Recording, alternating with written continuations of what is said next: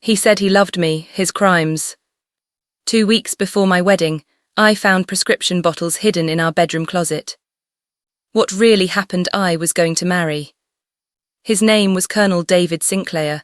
I loved him completely, and he was about to destroy my entire career. This is my story. The dream. I'm Major Jennifer Foster, Army Medical Corps.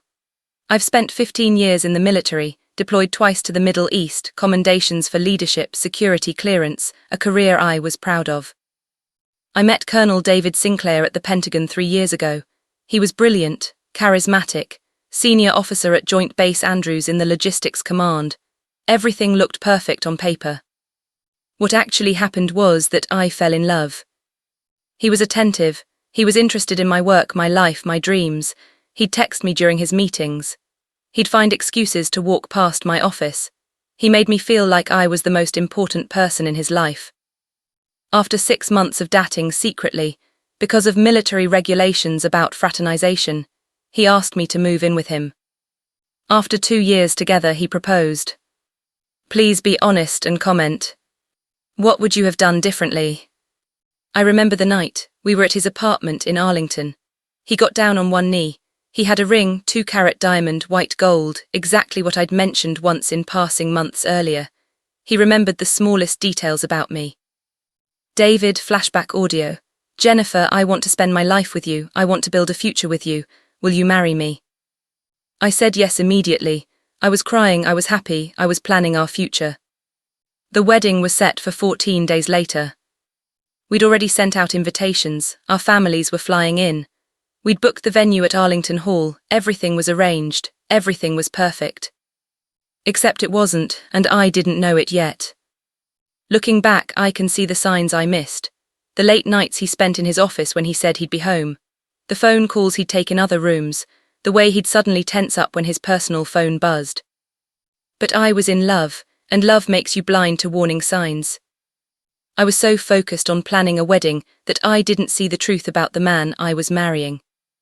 That changed 2 weeks before the ceremony. The discovery. I was looking for something, painkillers, I think, a migraine. David had mentioned he kept extra medication in the bedroom closet. I opened the top shelf to move some boxes around, and that's when I found them.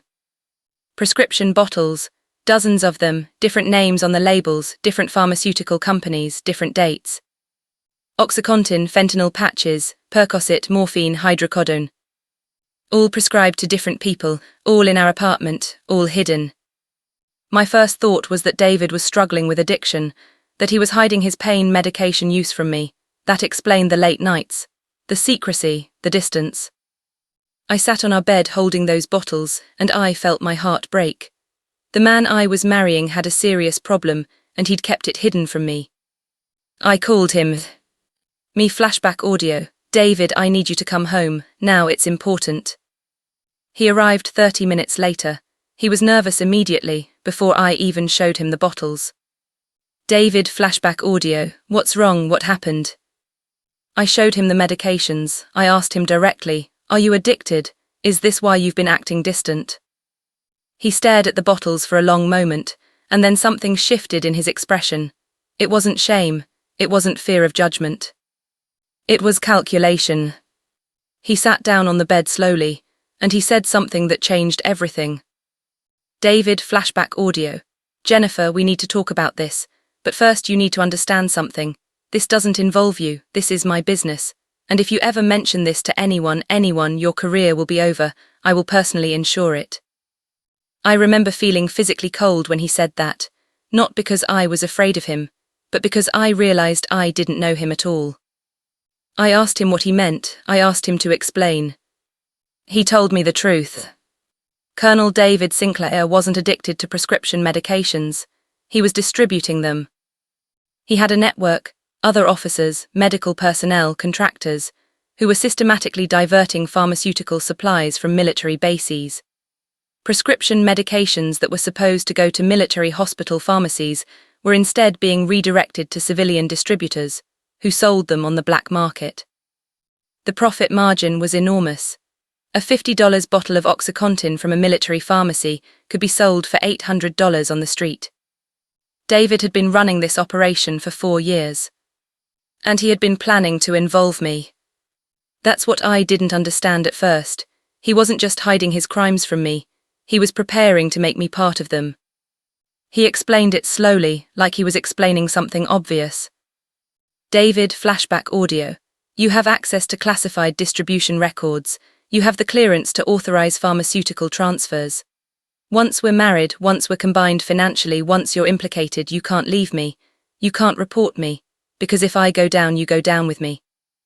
That was his plan: marry me, compromise me, make me complicit in his crimes. And once I was trapped, make sure I stayed quiet forever. I remember feeling the room spin. I remember thinking this couldn't be real. This couldn't be the man I loved, revealing himself as someone capable of that level of manipulation. But it was. He continued explaining. He told me about the network. He told me the operation was making hundreds of thousands of dollars monthly. He told me there were officers at 3 different bases involved. He told me he'd been planning this entire scenario, the relationship, the proposal, the marriage, specifically to recruit me and make me complicit. He said, your clearance was the whole reason I approached you in the first place. Everything was a lie, every text message, every kind word, every moment of intimacy, all of it designed to manipulate me into becoming his accomplice. I asked him what he expected me to do. And he told me something that froze my blood. David, flashback audio. You're going to cancel the wedding quietly. You're going to tell people you had cold feet. In 6 months we'll get back together. And then we'll get married. And then you'll help me, because the alternative is your career ends. Your security clearance is revoked. You'll be investigated. And I will testify that you knew about this operation, that you were part of it from the beginning.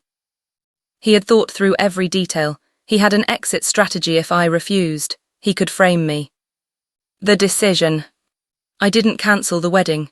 Instead, I did something David Sinclair never expected. I went to Criminal Investigation Division. CID is the Army's internal investigation agency. They handle serious crimes within the military. I drove to their office the next morning. David thought I was at work. I wasn't. I was walking into CID headquarters with a bag containing all those prescription bottles, plus my documentation of what David had told me. I met with Special Agent Maria Valdez. I told her everything. The investigation that followed happened faster than I expected. CID brought in the D. Federal prosecutors got involved.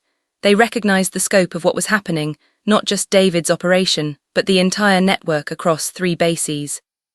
CID wanted me to wear a wire. They wanted me to go back to David, act like I'd agreed to cancel the wedding quietly, and record him explaining the operation in detail. Give them evidence that could be used in court.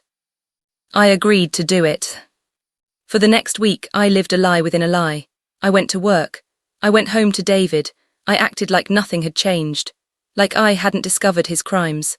Like I was processing the shock of him revealing his plan and adjusting to the new reality. He was relieved. He thought he'd won. He thought I was beginning to accept the manipulation. 1 week before the wedding was supposed to happen, CID set up the wire. I wore a recording device under my uniform. Special agents were positioned outside our apartment. I had a panic button if things went wrong. I came home from work. David was there waiting. He was relaxed. He was already discussing logistics of the new plan. When we'd get back together, how we'd coordinate my involvement in the operation. I asked him to explain the entire operation again. In detail, all the networks, all the people involved, all the financial mechanisms. He did. He laid it all out, completely unaware that every word was being recorded. The recording lasted 47 minutes. By the end of it, we had everything we needed for federal prosecution. CID agents moved in. They arrested David in our apartment. I watched them put handcuffs on the man I thought I was going to marry 24 hours earlier. He looked at me with complete shock when he realized what had happened. David in custody. You recorded me, you went to CID. Do you understand what you've done? Do you understand what this means for you? Special Agent Valdez stepped forward and read him his rights. Investigation unfolds. The federal investigation that followed was comprehensive. CID and D executed search warrants on David's office, his apartment, his vehicles. They found pharmaceutical distribution records documenting over $1.2 million in diverted medications. They found communications with his network. They found financial records showing his profits. They also found something else that changed the trajectory of the case: evidence of domestic abuse. In David's desk drawer, they discovered documentation that he'd been physically abusive to a previous girlfriend. She had filed a report 4 years earlier, but the case was mishandled and eventually closed. There were photographs of her injuries, medical records, her statement describing his violent behavior when she tried to leave him. She was still alive, and she was willing to testify. When CI'd contacted her, she described a pattern. David would be charming and loving at the beginning of a relationship. Then slowly he'd introduce control, financial control, isolation from friends, verbal abuse, physical violence if she questioned him or tried to leave. It was a predatory pattern. And I realized I would have been the next victim. Once I was married to him and implicated in his crimes, he would have escalated. The violence would have come. The isolation would have intensified. I would have been trapped with someone who saw me as property, not a partner. The discovery shook me in a way the criminal charges hadn't. This wasn't just about the drug operation. This was about a predatory officer who used his rank, his charm, and his position to manipulate and abuse women. The federal prosecution moved forward.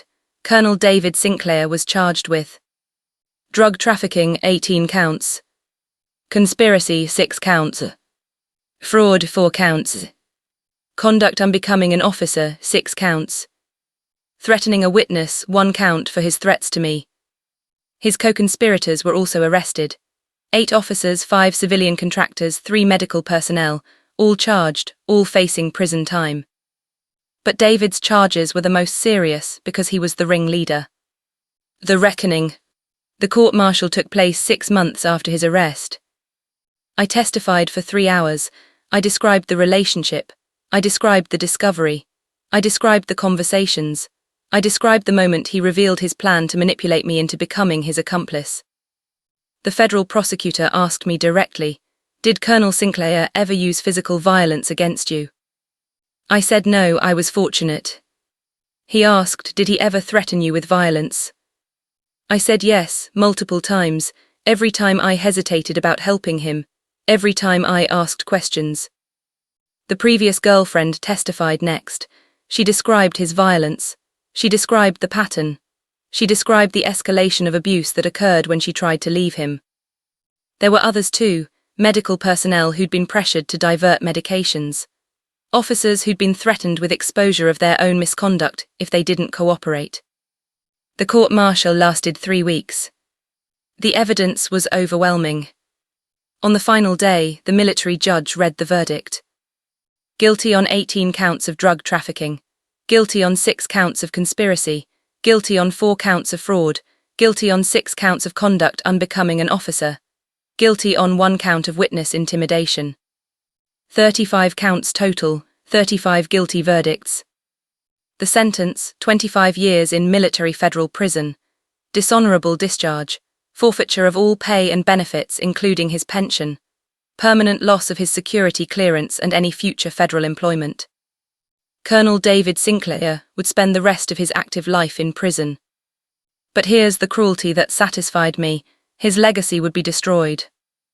His military record, the thing he'd built his entire identity around, was permanently tainted, not as a decorated officer, as a predator, as a drug trafficker, as a man who manipulated women into complicity. Every commendation he'd ever received was overshadowed by these convictions. Every promotion he'd achieved was rendered meaningless. His career, which he'd used to build authority and control, was now the basis of his downfall. And he'd watch his co-conspirators testify against him. He'd watch his network disintegrate. He'd watch his carefully constructed reputation collapse publicly, permanently, irreversibly. Epilogue: the aftermath. People often ask me, did his conviction restore your career? Did everything go back to normal? The answer is complicated. My security clearance was reinstated, my rank was protected, officially. I was cleared of any involvement in his crimes. But internally there was suspicion. Some colleagues wondered if I should have seen the signs earlier, if I should have known he was manipulating me, That kind of doubt doesn't disappear when an official verdict says you're innocent. I was offered a desk job at the Pentagon, safer, more stable. I took it.